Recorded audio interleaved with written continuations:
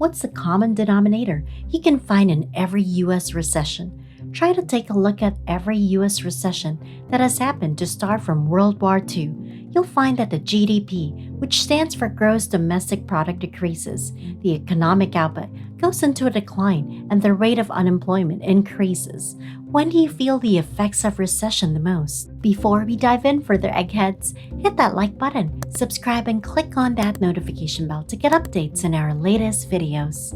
The majority start feeling the effects of the recession when they start worrying about their jobs. Today, we see that the GDP is declining and a recession is possible, says the head of the Federal Reserve. Although this may be the case, the unemployment rate is decreasing. Many people have jobs and fewer people are unemployed, so it's hard to say whether what we're experiencing is a recession. If it is, well, it's unlike the recessions that have been recorded in history.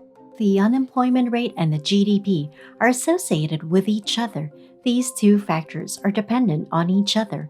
As companies lay off workers, less money is being spent by these people, which means businesses earn less, which could lead to them having to lay off workers too. At any point in this process, a recession can happen. Many people are spending less money and are cutting back on their expenses this year.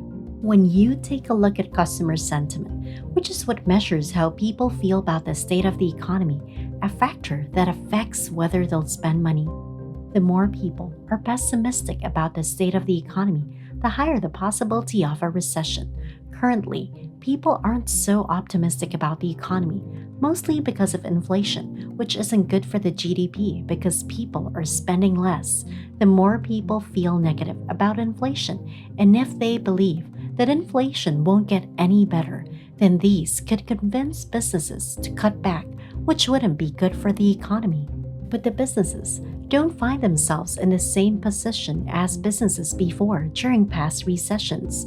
The average corporate profit margin shows that past profits were in single digits that resulted in several recessions, including the one in 2001. What happened then was what's called a business-driven recession.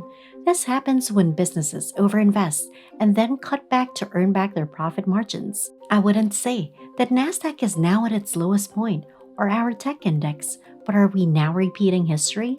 It may not seem to be the case because the profit margins are high now. The profits of corporations are in the double digits and have close to $4 trillion in cash. In the opinion of analysts, they say that this is a significant downturn buffer.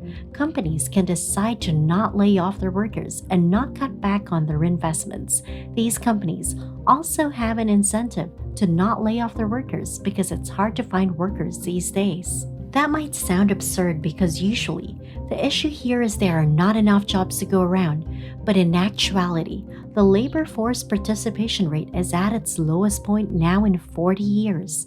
You may think that this is all thanks to the pandemic, but the labor force participation rate was already decreasing for a while. About 11 million vacant jobs out there, while in 2019 there were about 7 million.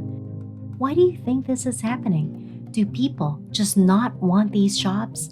One possible answer to that question is that generation change is happening, which is affecting the economy. Baby boomers are retiring already, so there are fewer people in the workforce. Another reason is the high demand for goods and services, which worsen the state of the economy because a shortage of labor and high demand do not mix well. How do you feel about the inflation now? What aspect of your life is it affecting the most? Share your thoughts on this in the comments below. In past recessions, there were jobless recoveries. These were when GDP started to grow again, while companies continued to lay off workers.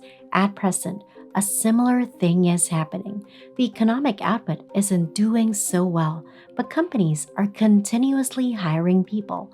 This can be called a job-full downturn. How long can this go on? It isn't sustainable because companies are bound to fail if their output isn't doing well, but continue to expand their workforce. So it's either the economy adjusts or companies continue to expand. The economy remains the same, and companies are forced to lay off workers. We don't know which of the two situations will happen. That's all for today, eggheads. I hope we gave you a clear description of how the recession in 2022 is unlike any before. If you found this video useful, please subscribe, click the like button, and hit that notification bell to move further with each video towards being an egghead yourself. Catch you in the next video, aspiring eggheads.